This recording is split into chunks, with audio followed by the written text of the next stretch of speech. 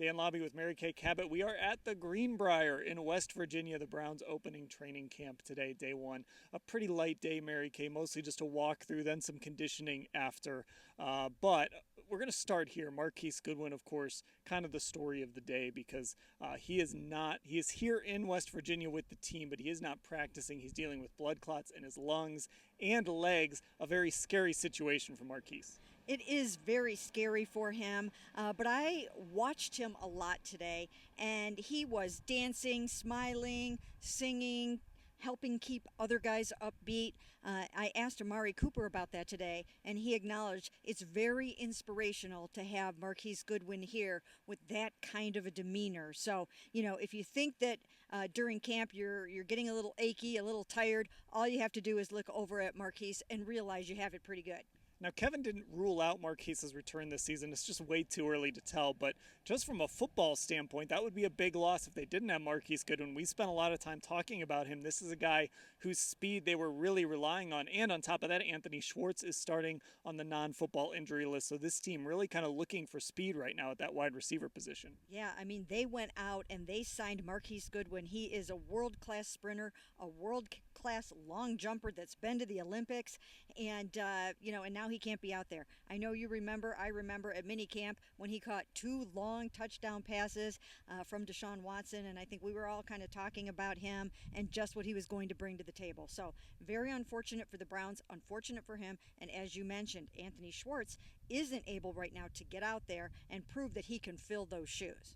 Now, there is good news on the receiver front, and that is Amari Cooper. He is doing well. He is, he had that core muscle surgery, but it looks like he's where he needs to be, Mary Kay, and it sounds like he's where he needs to be.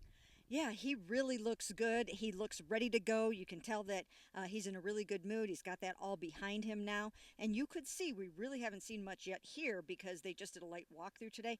But you could see on film that he was practicing with Deshaun Watson and David Njoku, Elijah Moore down at the University of Miami near his home. And he just looked like the old Amari. So I think he's ready to go.